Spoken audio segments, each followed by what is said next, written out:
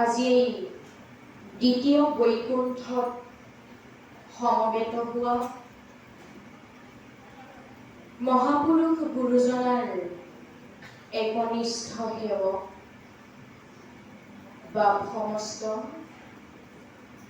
বৰ্জধামৰ গোপীহৰ্দিক আই সমস্ত দেশৰ ধৰণী স্বৰূপ যুৱক যুৱতী আৰু শিশু ভক্তসকল,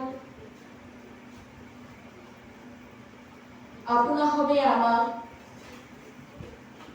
আজি যি মহান দায়িত্বভাগী অৰ্পণ কৰিছে, আমি সিমানৰ পাত্ৰ নহয়। তথাপিতো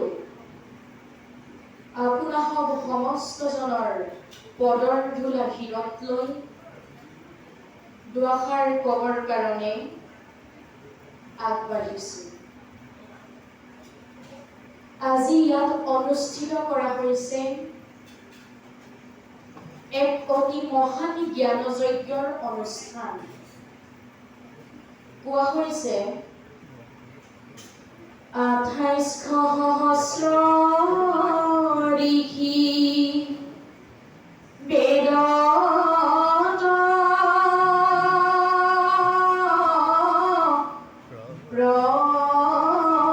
প্ৰধান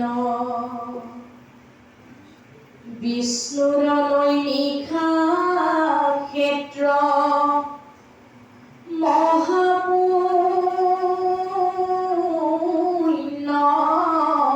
স্থান মান্য পৰিভূত কপা তিলা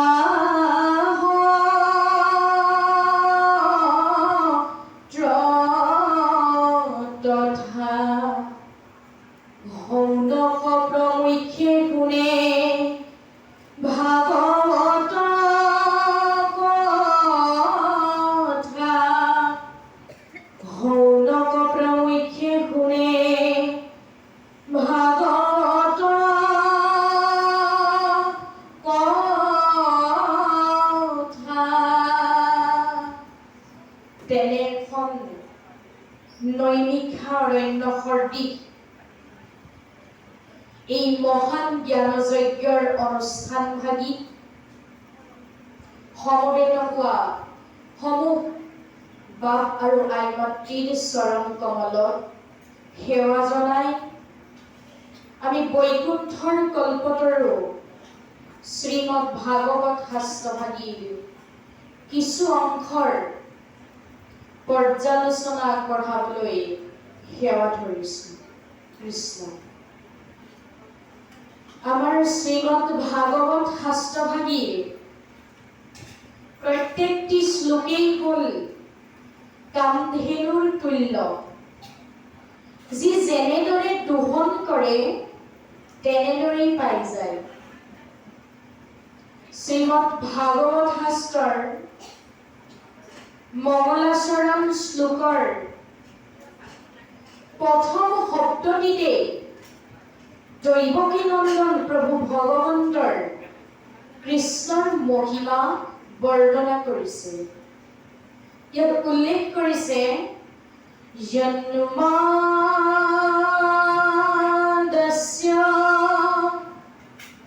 তাৰ মানে সৰ্ব কাৰণৰো কাৰণ। যিজনা প্ৰভু ভগৱন্তই নিজৰ লীলা চৰিত্ৰসমূহ প্ৰচাৰ কৰিবৰ বাবে জন্মগ্ৰহণ কৰিছিল। ক'ত জন্মগ্ৰহণ কৰিছিল? কংসৰ কাৰাগাৰত।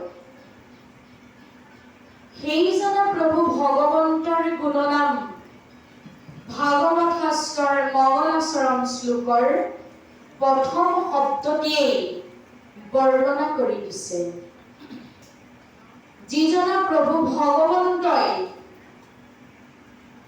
সকলো দেৱ দেৱতাক মুগ্ধ কৰিছিল, যিজনাৰ প্ৰভু ভগৱন্তৰ বংশীৰ সুৰত চন্দ্ৰৰ পোহৰ নিতেজ হৈ যায়,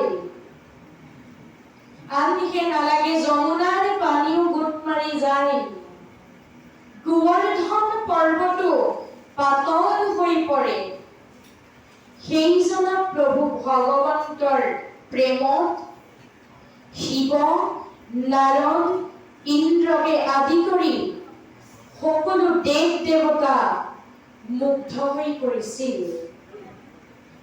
যিজনা প্ৰভু ভগৱন্তই ব্ৰহ্মাক মুগ্ধ কৰিবৰ বাবে ব্ৰহ্মাই চুৰি কৰি নিয়া গোবৎস আৰু গোপবালকসকলক পুনৰ নিজৰ মায়াৰে সৃষ্টি কৰি সেইসকলৰ লগত খেলা কৰিছিল। সেইজনা প্ৰভু ভগৱন্তক ভজনা কৰিবলৈকে ভাগৱত শাস্ত্ৰভাগীয়ে আমাক উপদেশ প্ৰদান কৰিছে। যিজনা প্ৰভু ভগৱন্তই ধৰ্মক প্ৰতিষ্ঠা কৰিবৰ বাবে, অধৰ্মক দূৰ কৰিবৰ বাবে যুগে যুগে অৱতাৰ ধাৰণ কৰি আহিছে।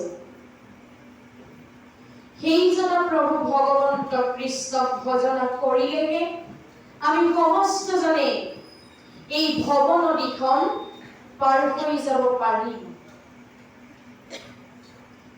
আৰু আমাক ভাগৱত শাস্ত্ৰভাগে অমৃতৰ সন্তানৰ লগত তুলনা কৰিছে। আমি অমৃতৰ সন্তান বুলি কৈছে। অমৃতৰ সন্তান হৈ যদি আমি প্ৰভু ভগৱন্ত কৃষ্ণকে ভজনা নকৰো, তেনেহলে আমি অমৃতৰ সন্তান নে বৃহৰ সন্তান, আমাৰ নিজকে সোধাৰ সময়কণ আহি গল। আমাক ভাগৱত শাস্ত্ৰই কৈছে নিগম কল্পতৰু গলিতম ফলম শুক মুখাদ অমৃত দ্ৰৱ সংযুতম পিবতু ভাগৱতম ৰসমালয়ম মুহুৰহু ৰসিকা ভুবি ভাবুকা। আমাক কৈছে যে সেই চতুৰ্দশী ভকতসকল শুকদেৱৰ মুখৰ পৰা নিগৰি অহা দেৱ কল্পতৰু শ্ৰীমদ ভাগৱত শাস্ত্ৰৰ পৰা নিগৰি অহাই অমৃতময় ৰসকণ ঘনে ঘনে পৃথিৱীতে পান কৰা, অন্য আৰু বেলেগ জেগা ক'তো নাই। গতিকে আমি সমস্তজনে এই ভাগৱতৰ অমৃত ৰসকণ এই পৃথিৱীতে পান কৰিব লাগিব। এজন খুৰা মানুহ আছিল, তাৰ মানে তেওঁ খোজকাঢ়িব নোৱাৰে তেওঁ এদিন মৌ ৰস খাবলৈ ইচ্ছা প্ৰকাশ কৰিলে তেওঁ দেখিলে যে এডাল ওখ গছত এটা মৌৰ বাহ আছে তেওঁ গায়ে ভৰে বস্ত্ৰৰে ঢাকি এডাল দীঘল মাৰিৰে মৌৰ বাহটো জোকাৰি দিয়াত তাৰ পৰা যি অমৃতময় ৰসকণ আহি মাটিত পৰিলহি তেওঁ সেই ৰসকণ গ্ৰহণ কৰিয়েই নিজৰ যি মৌ ৰস খাবলৈ ইচ্ছা হৈছিল তেওঁ সেই ইচ্ছা পূৰণ কৰিলে উচ্চ গছে মধু আছে খুৰাই দেখিল মুণ্ডে গাৱে বস্ত্ৰ ঢাকি তলত ৰখিল দীৰ্ঘদাণ্ডি ধৰি এক ভৃতি বিদাৰিয়া যি কিছু বৰয় দুষ্ট হুৱে তাক পিয়া যি কিছু বৰয় দুষ্ট হুৱে তাক পিয়া যেনেকৈ সেই খুৰা মানুহজনে সেই অমৃতময় মৌ ৰসকণ খাই নিজৰ ইচ্ছা নিজৰ হেঁপাহ পলুৱাব পাৰিলে আহকচোন আমি সমস্তয়ো এই বৈকুণ্ঠৰ কল্পতৰু ভাগৱত শাস্ত্ৰভাগীৰ অমৃতময় ৰসকণ পান কৰিম কৃষ্ণ